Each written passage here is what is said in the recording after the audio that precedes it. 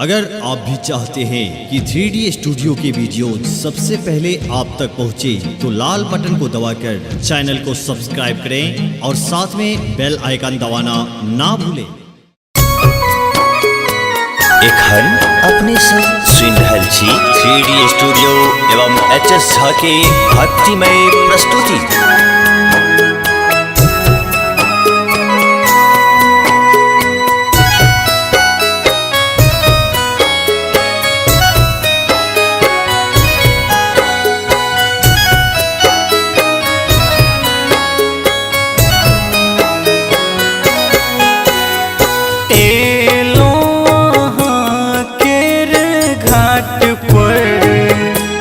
छठी मैया सुनियो पुकार, छठी मैया सुनियो पुकार।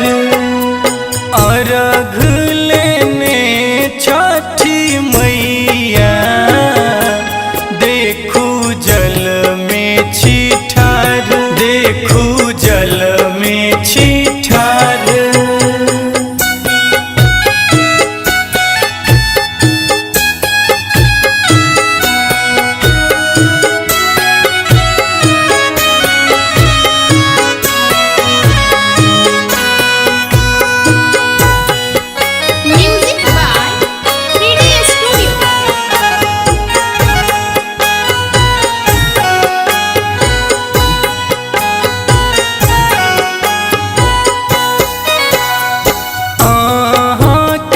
घाट पर कोरिया मैया करैये गोहर, मैया करैये गोहर।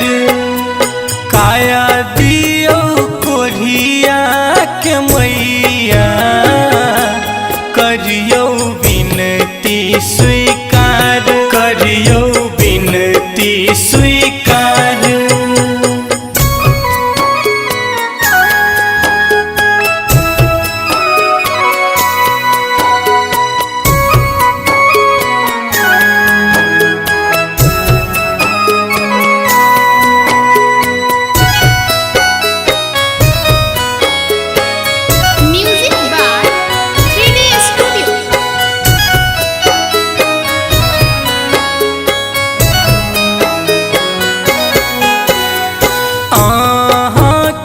घाट पर बाझिन मैया करैये गोहर, मैया करैये गोहर।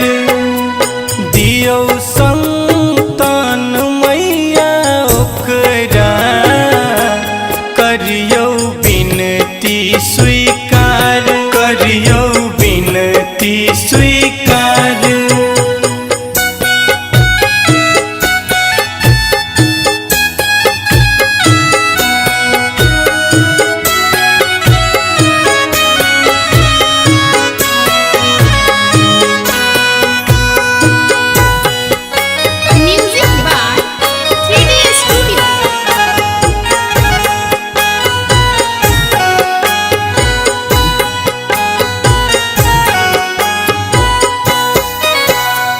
दीपक आहा